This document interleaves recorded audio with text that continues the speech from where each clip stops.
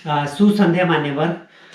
आज के वीडियो में हम लोग जो है बात करेंगे, दरअसल जो स्टूडेंट्स जो है इंडिया से बाहर जाते हैं विदेश में पढ़ाई करने के लिए, उनके उनके क्या क्या चैलेंजेस हैं, क्या क्या समस्याएं आती हैं और क्या क्या प्रोसीजर होते हैं जिससे कि आप बाहर जाके, खास करके हमारे देश से बहुत सारी कंट्रीज़ में, जैसे कि सेंट्रल एशिया में हो गया या रशिया में, मेडिकल की पढ़ाई करने बच्चे आते हैं। तो उसके बारे में हम आज बात करेंगे।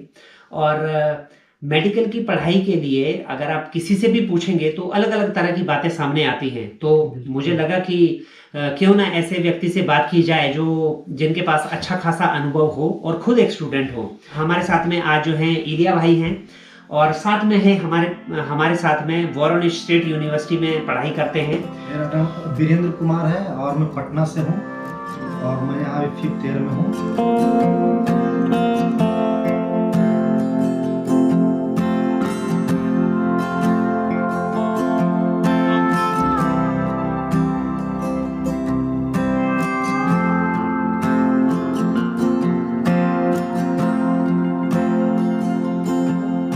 आप मुझे थोड़ा सा ये बताइए कि प्रोसेस कैसे होता है, कैसे एडमिशन होता है, या मतलब एक जो आम भारतीय बच्चा है, अगर मान लीजिए उसको डॉक्टर बनना है। अब जानते हैं इंडिया में थोड़ा जो है कई बार ये एडमिशन्स नहीं हो पाते हैं, लेकिन कोई करना चाहता है तो इस वजह से बच्चे बाहर आते हैं। तो थोड़ा सा प्रोसेस बताइए कि कैसे जो है एक बच्चा जो है तैयारी कर सकता है रशिया आने की।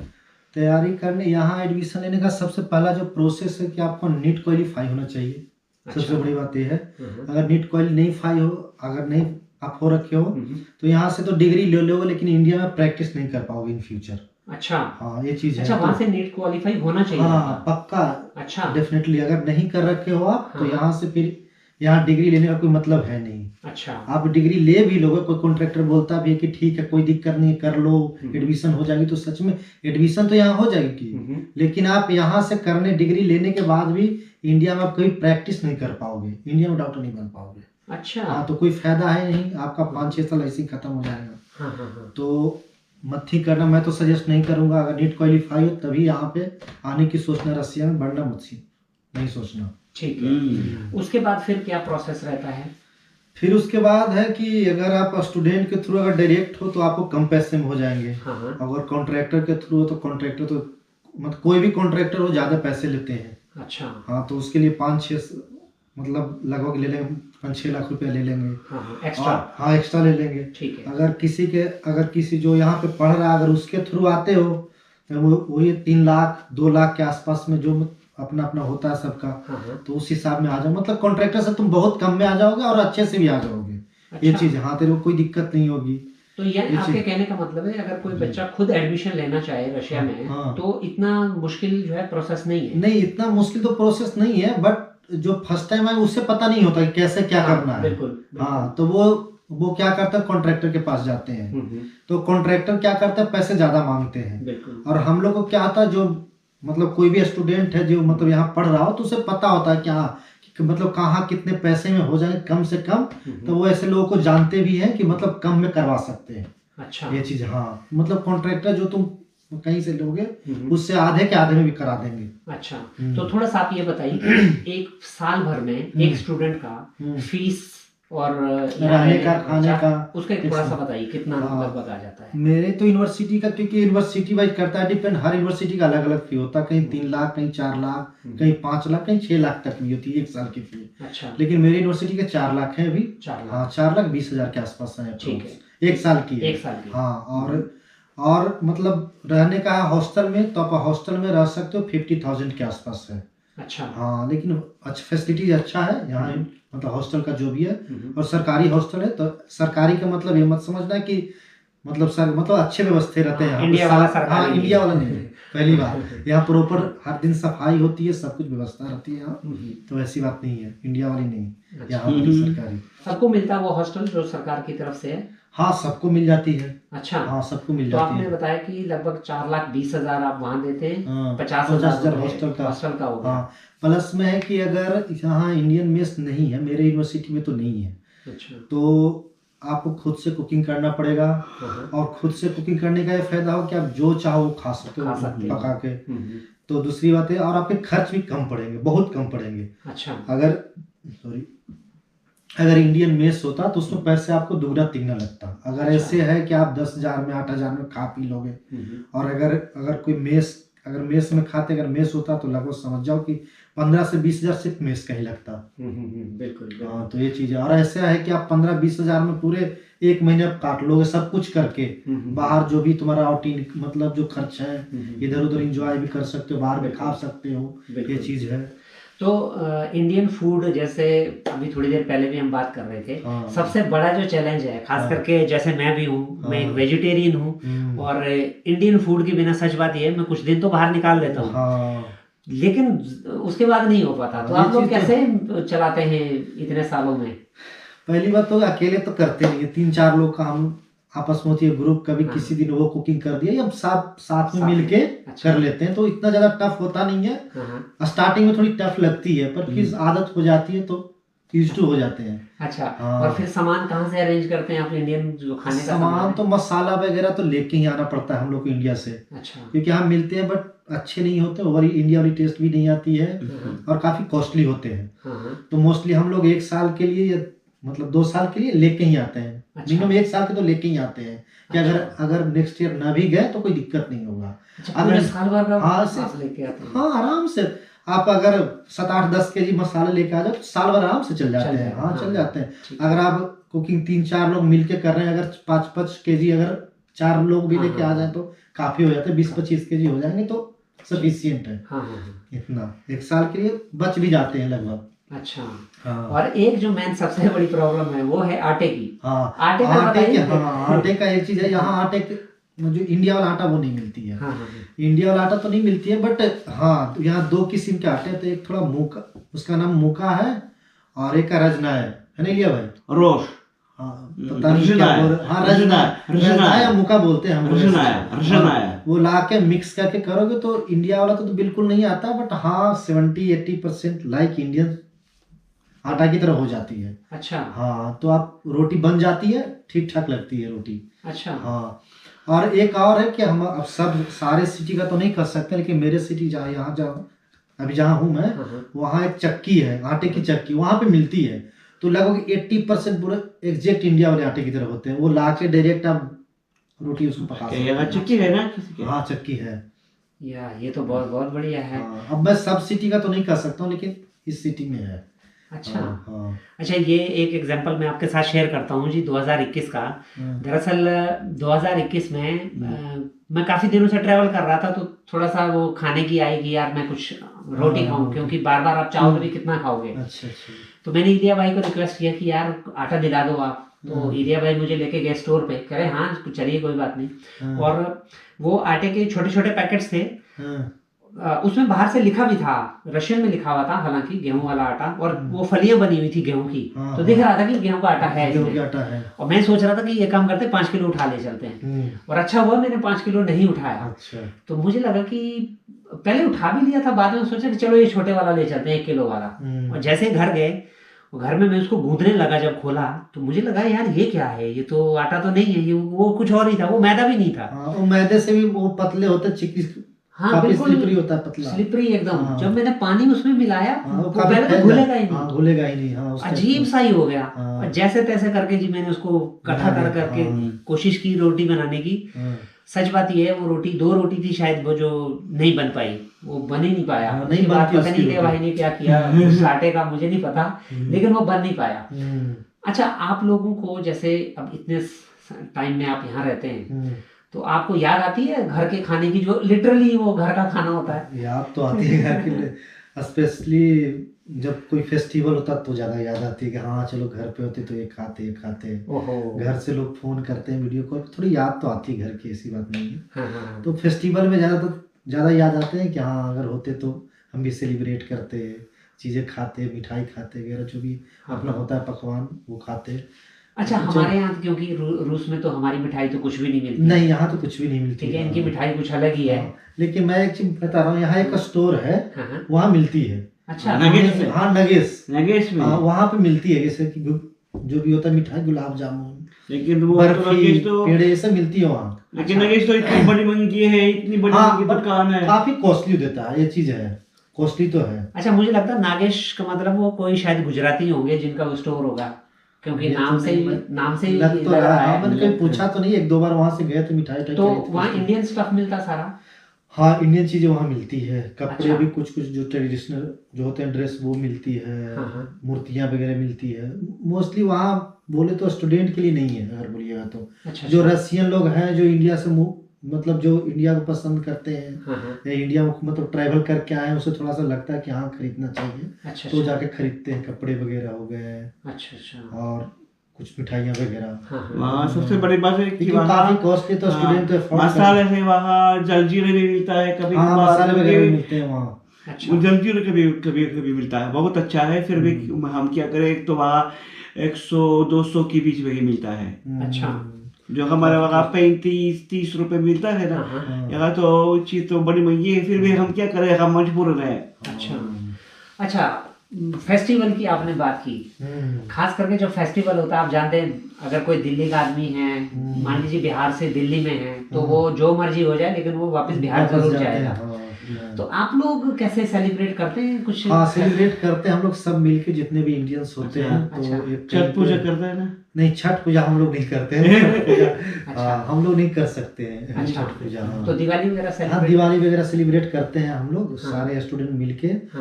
यूनिवर्सिटी से परमिशन लेते हैं, अगर देती है तो ठीक है, हम यूनिवर्सिटी के बाहर एक छोटा सा पार्क है, वहाँ भी करते हैं। अगर कभी कभी न भी देती है कि हाँ उसका शेड्यूल कुछ होता है बिजी वगैरह, तो बोलती है कि नहीं स्पेस नहीं है, जो नहीं कर पाएंगे। अच्छा। तो हम लोग कहीं बाहर एक हॉल बुक करते हैं प्रॉपर अच्छे तरीके से, वहाँ हम लोग सेलिब्रेट करते हैं, जाके जो भी होता है पूजा वगैरह करते हैं। अच्छा अच्छा। एक दूसरे को मिठाई थोड़ी, जो अगर कोई अभी डांडिया का हाल फिलहाल में हुई थी प्रोग्राम। अच्छा अच्छा। हाँ, दशहरे का जो भी होता है तो उसमें हुआ तो हम लोग गए थे। अच्छा। तो अपन जो भी है अपना वहाँ सेलिब्रेट किए, पूजा वगैरह किए, सेलिब्रेट किए, कुछ मिठाई वगैरह आते हैं, एक दूसरे को खाए खिलाए। ये सब होता है, ऐसा नहीं सेलिब्रेट करते हैं। तो कितने स्टूडेंट्स हैं आपकी यूनिवर्सिटी में, इंडियन जो स्टूडेंट्स हैं? इंडियन लगभग यहाँ 400-500 के आसपास तो होंगे। 400-500? 400-500 तो अच्छा, 500 तो होंगे। काफी बहुत ज्यादा। और जो यहीं पर जो निर्माण संस्थान है, वहाँ 500-600 बांग्लादेशी भी है। हाँ, बांग्लादेशी तो काफी है यहाँ पे। 700। अच्छा, तो 400-500 तो काफी ज्यादा। काफी बच्चे हैं। अच्छा, तो हर साल नए एडमिशन्स जो है काफी होते हैं? हाँ, काफी लगभग हो ही जाते हैं, 100 के आसपास हो जाते हैं। अच्छा, 100 के आसपास? 100 के आसपास हो जाते हैं। कभी 80, कभी 90, कभी 100, ऐसे हर साल के रेशियो में हो जाती है एडमिशन। ठीक। तो महीने का अलग, अगर कोई अलग से रहता है तो उनका कितना खर्चा आ जाता है? मान लीजिए मतलब फ्लैट में रहे। हाँ, फ्लैट वाले को थोड़ा ज्यादा खर्चा आता है, क्योंकि यहाँ फ्लैट थोड़ी कॉस्टली है। तो अगर 2 BHK अगर फ्लैट लेते हैं तो यहाँ 25,000 के आसपास पड़ जाती है, 20 से 25,000 के। अच्छा। हाँ, तो अगर 3-4 लोग भी रहते हैं तो शेयर के लिए तो मतलब 6,000 पड़ जाएगी। आराम से। ठीक है। तो वही है कि, और ऐसे कि हॉस्टल में, तो हॉस्टल में अगर यहाँ हॉस्टल मिल जाती है तो कम में भी हो, उसके आधे भी नहीं पड़ जाओगे रहने में। अच्छा। बाकी खाने का तो लगभग वही पड़ जाती है, फ्लैट में रहो तो भी, हॉस्टल में रहो तो भी। अच्छा। बस वही रहने का जो भी है फ्लैट का ज्यादा चार्ज लगती है, वही ज्यादा होता है। अच्छा। एक जो सबसे बड़ा इशू वो मैंने सुना है, यहाँ पे कुछ स्टूडेंट्स भी परसों भी मिले थे, वो ये था कि इंडियन बच्चों को यहाँ पे जो है, जो रशियन लोग हैं वो फ्लैट देने से मना कर देते हैं, साफ मना कर देते हैं। हाँ, मना इसका रीजन ये है ना कि जो थोड़ा मतलब सब तो नहीं करते हैं, बट कुछ ही करते हैं, लेकिन बदनाम सारे इंडियंस हो जाते हैं। क्योंकि फ्लैट थोड़ा गंदा वो लोग रखते हैं। अच्छा। और ऑनर चेकिंग पे आ जाती है, चेक देखती है फ्लैट मेरा गंदा है, तोड़ फोड़ कर देते हैं कुछ कबड़ वगैरह, तो इसलिए रखना नहीं चाहते, देना नहीं चाहते हैं फ्लैट। शोर भी बहुत बचाता है, रीजन यही है एक्चुअली इसका। दरअसल शोर की वजह से जब पकाता है तो बहुत बुआते हैं। दरअसल तो रूस तो जर्मन नहीं है, क्योंकि यूरोपियन के लिए रूसी तो भी गंदे हैं। लेकिन क्या होता है, ये रूसी भी शोर मचाता है काफी मात्रा में, काफी मचाता है, लेकिन इतनी शोर कोई नहीं मचाता। खास करके दिन में चाहे कुछ भी करो, लेकिन शाम को शांत रहो, क्योंकि ऊपर भी बच्चे हैं, नीचे क्या है, वही क्या बुजुर्ग भी होते हैं, बीमार लोग भी हैं। रूस में एक अच्छी चीज है, अगर तुम्हारा अपना घर है ना, निजी घर है, तो तुम वहां कुछ भी कर सकते हो, जितना चाहो शोर मचा सकते हो। तुम्हारा अपना गान भी है, बगीचे भी है, तुम कबाब भी बना सकते हो, ये बना सकते हो, कुछ भी कहो, किसी का कोई लेना देना नहीं है। लेकिन अगर ये वही फ्लैट है, अपार्टमेंट है, तो यहाँ रहने के कुछ कुछ नियम होते हैं। और खास करके जो यहाँ घर दिलाया जाता है किराए पे, दो प्रकार के होते हैं। एक तो किसी जो अगर कोई नानी नाना गुजर गया तो इनकी बच्चे किराए पे देते हैं सस्ते में, क्योंकि वहाँ ना कोई खास मरम्मत की गई है। तो जो यहाँ के मजदूर होते हैं, उस बे की तरजीह की या कुछ स्टूडेंट्स भी होते हैं, तो ज्यादा ध्यान नहीं देते हैं। मगर अगर ये कोई आधुनिक फ्लैट है, लेटेस्ट नया फ्लैट है, बिल्कुल नया है, जहाँ वो सजाया गया फ्लैट या वहां पर मंगी तरीन क्या जो मुरम्मत ही प्रदान की गई थी, तो ये बड़ा समस्या हो सकती है, बहुत बड़ी समस्या हो सकती है दूसरों के लिए। तो लोग इसलिए मना करते हैं। और सबसे बड़ी बात यह है कि जो अगर वहाँ कोई एक या दो लड़के रहे ठीक है आराम से, तो इतनी बड़ी बात नहीं होती। मगर क्या किराया है इसे कम करने के लिए घर में आ जाता है 3 4 5 करके आता है, तो ये तो बिल्कुल हॉस्टल के बराबर है। लेकिन हॉस्टल तो बड़ा होता है और हॉस्टल बड़ा छोटा है, तो क्या होता है लोग पड़ोसी को क्या होता है प्रॉब्लम होने लग जाती है, समस्या होती है ना, तकलीफ होती है इनको। और खास करके जो गंदगी है, गंदगी काफी फैलाता है, सब नहीं फिर भी कुछ लोग ही है, बट बदनाम सारे हो जाते हैं। दरअसल ये वैसा ही है, ठीक वैसे ही है जैसे इमिग्रेशन के लिए भी भारत बदनाम है। आज भारतीयों के लिए आप सोचिए, हमारे पासपोर्ट जो है कि रैंकिंग नीचे क्यों जाती है, उसका यही सबसे बड़ा कारण होता है कि नंबर ऑफ विजिटर्स जितने इन हुए वो आउट नहीं होते, यानी कि उस देश से बाहर नहीं जाते हैं और वो रह जाते हैं काफ़ी सारे। तो जो देश होते हैं वो क्या करते हैं, फिर वीज़ा एक्सेस नहीं देते, तो वीज़ा थोड़ा कम कर देते हैं, जिससे रैंकिंग जो है हमारी गिरती है। करते वो बहुत कम लोग हैं। आप जानते हैं भारत के कुछ ऐसे राज्य हैं जहाँ से डोंकी मारी जाती है, लेकिन फंसता कौन है, काम भारतीय। तो ठीक वैसे ही ये जैसा एग्जांपल दे रहे हैं कि भाई वो करते बहुत कम बच्चे हैं, लेकिन बदनाम बहुत लोग हो जाते हैं। अब वो वही वाली बात है कि भाई अब रशियन के लिए तो एक वो इंडियन है ना, कि जिसने उसका घर बर्बाद किया है या गंदगी फैलाई है या शोर मचाया है। बिल्कुल। तो अब बदनाम कौन हुए, पूरे भारतीय। अब बेचारा एक जो नया स्टूडेंट आएगा जिसको कुछ भी नहीं पता, ठीक है, जो ना मान लीजिए नहीं भी उसकी गलती भी नहीं है, कुछ भी गलती नहीं है उसकी, उसने फर्स्ट टाइम रसिया में आया, हाँ, फिर भी उन्हें नहीं मिलेगी फ्लाइट, फिर भी उनको नहीं मिलेगा। तो ये थोड़ा सा जो है ध्यान रखने वाली बात है, ताकि लोगों को जो है इस बारे में आगे जो हमारे फ्यूचर के जो बच्चे हैं उनको कोई दिक्कत ना हो। इसके अलावा क्या आपको दिक्कत आती है रशिया में? और तो ऐसे कुछ खास नहीं आती है, बट वही है कि अगर लैंग्वेज आती है तो आपको थोड़ी सी क्या बहुत अच्छे से आप यहाँ सर्वाइव कर सकते हैं। मतलब भाषा की जो दिक्कत है वो रहती है, ये तो सबसे बड़ी दिक्कत है। सबसे बड़ी बात यहाँ यही दिक्कत है। और दूसरी बात यह है ना कि यहाँ लोगों को इंग्लिश बहुत कम आते हैं, बहुत कम आती है।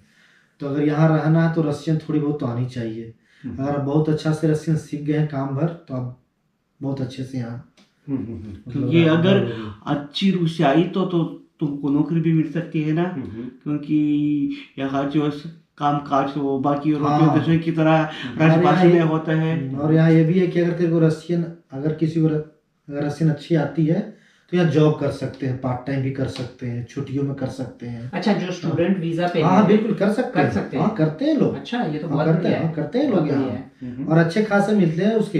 अच्छा, पर डे का 3000 4000 मिल जाते हैं उसके। अच्छा, हाँ रूबल मिलते हैं उसको, 3000 4000 रूबल पर डे। हाँ पर डे का मिलता है, तो बहुत अच्छा है। तो ये बच्चे किस क्षेत्र पे काम करते हैं? जैसे यहाँ पे हो गया ओजोन हो गया, जानते हो, ओजोन में हो गया, मगनीत में सब भी काम करते हैं लोग। अच्छा, जाकर के वहाँ नौकरी मिलती है। अच्छा। और अगर आपको रशियन अच्छी आती है तो आपको ऑफिशियल वर्क मिल सकता है, काम ऑफिस वगैरह में भी कर सकते हैं जाकर के, तो उसकी भी सैलरी अच्छी खासी होती है।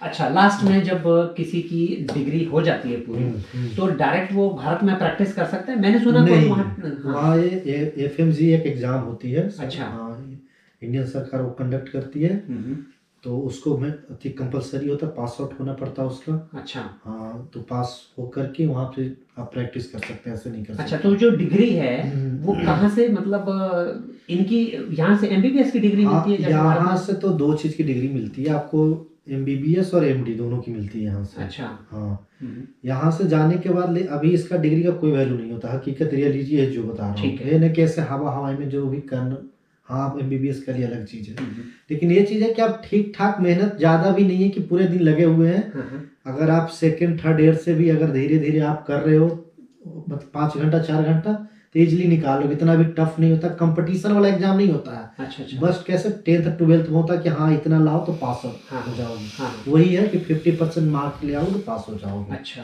ये चीज़ है कि थोड़ा थोड़ा ध्यान देते चल जाएगा। थर्ड ईयर फोर्थ ईयर से ना तो आराम से निकाला जा सकता है, बहुत सारे हमारे सीनियर है निकाल भी चुके हैं। अच्छा, फिर वहाँ जाके वो एग्जाम देना है? हाँ, एग्जाम देना, और वो एग्जाम साल में 2 बार होती है। अच्छा। हाँ, सबसे बड़ी बात यह है कि आपको अगर फर्स्ट अटेम्प्ट में नहीं हुआ तो साल के अंदर ही आपको 1 साल में 2 बार अपॉर्चुनिटी मिलती है। अच्छा। तो आपको इतना टाइम ये है कि अगर इस साल नहीं हुआ तो चलो कुछ कमी रह गई हो, तो नहीं हो पाया कि एक दो नंबर 4 नंबर से मुझे छूट भी गया तो ठीक है, आपको 6 महीना बाद तब तक तैयारी कर लो, फिर 6 महीना के बाद आप दे सकते हो। अगर कोई मेरे जैसा अमानुभाव हुआ, हाँ, जो दूसरे में भी नहीं कर पाया, फिर कर सकते हैं, तीसरे में भी करते अच्छा, हैं। मतलब अटेम्प्ट मिलते रहते हैं? ऐसा कोई लिमिट है नहीं, दूसरे ईयरों में अगर तुम फेल हो गए ना तो क्या कहते हो, 10 दिन बाद आओ या अगले दिन आओ। तो दरअसल इसमें रूस में परीक्षा, रूस एक ऐसा देश है जहाँ परीक्षा पास करना बहुत आसान है। अच्छा, और रूस का ये है ना, जहाँ तक मैं देखा हूँ कि यहाँ अगर आपकी सारे क्लासेस अटेम्प्ट कर रहे हो, जा रहे हो, और एक छोटा सा माइनर एग्जाम होता है जब भी जो टॉपिक खत्म होती है सब, उसमें एक एग्जाम होती है, लेकिन नॉर्मल एग्जाम होता है। ऐसी कुछ कोई टीचर ओरली भी पूछते हैं, नहीं तो रिटन भी करा लेते हैं। तो अगर आपका सारा क्लास आप अटेम्प्ट कर रखे हो, कोई भी क्लास स्किप नहीं है आपका, तो आप इजीली पास हो जाओगे। और जो इसका मेन एग्जाम होता है वो भी इजीली पास हो जाओगे। थोड़ी बहुत अगर ठीक ठाक से पढ़ लिए तो पास हो जाओगे। इतना भी टफ नहीं। अगर इन केस फर्स्ट अटेम्प्ट में आप फेल भी हो गए तो इसका 3 अटेम्प्ट मिलता है, सेकंड अटेम्प्ट में कर लो। सेकंड अटेम्प्ट में नहीं हुआ, अगर मान लिया कोई 2-4 आपकी मतलब तबियत भी खराब रह गई इन केस हो, तो आप क्या करो कि दूसरे मतलब फर्स्ट अटेम्प्ट में आप तो ऐसे भी फेल हो जाओ क्योंकि आपकी सारी क्लासेस है नहीं। यहाँ क्लासेस बहुत इंपॉर्टेंट रखती है, 100% अटेंडेंस है। अच्छा। हाँ, अब इंडिया में क्या 75 है, यहाँ 100% है। अगर एक भी क्लास आपने स्किप किया है तो टीचर से पूछ लो, अभी जो भी उसकी टीचर थी उनसे आप पूछ लो कि मैम मेरे को अलग से टाइम दे दो। एक अतरा बोलते हैं, वो बाद में उस टॉपिक के तेरे से पूछेंगे थोड़ी बहुत, वो समझा देंगे, काम खत्म हो गया। बिल्कुल। दरअसल क्या है, रूस में बहुत जरूरी है कि अध्यापक से तुम्हारा रिश्ता सकारात्मक हो। अगर तुम दोस्त बने, अगर शिक्षक को तुम्हारी चिंता है तो वो ऐसा नहीं करेगा कि तुम नीचे जाए। नहीं, कभी टीचर का ऐसा कोई नहीं रहता इंटेंशन की बच्चों को जानबूझकर फेल कर दे। बिल्कुल ऐसा नहीं। हाँ, अगर ऐसा बच्चे भी गलती होते हैं कि वो बिल्कुल नहीं पढ़ते हैं, बिल्कुल क्लास नहीं जा रहे हैं, काफी क्लास छोड़ रखे हैं, तो ही माफी नहीं मिलती। हाँ, फिर भी उसमें भी है कि अगर किसी के इनकेस ऑफ तबियत खराब हो गई, मान लिया वो नहीं जा पाया 7 दिन 8 दिन अगर नहीं जा पाया, तो उसमें भी है कि उसको सेकेंड अटेम्प्ट मिलती है एग्जाम में। फर्स्ट अटेम्प्ट में फेल हो गया, दूसरे में जा करके, अगर दूसरे में नहीं हो तीसरे में जाके। अगर तुम यानी नहीं लग रहा है ना तो एक और अतिरिक्त प्रश्न दिया जाता है ना। दरअसल ये भी जरूरी है। दरअसल क्या होता है, कभी कभार ये हंसते हैं, कभी कभार 2 मिनट लगते हैं। जो इम्तिहान है 2 मिनट लगता है। सबसे जो सरल परीक्षा है वो है मौखिक परीक्षा, सबसे सरल है, क्योंकि लिखने की परीक्षा किसी को अच्छी नहीं लगती है ना।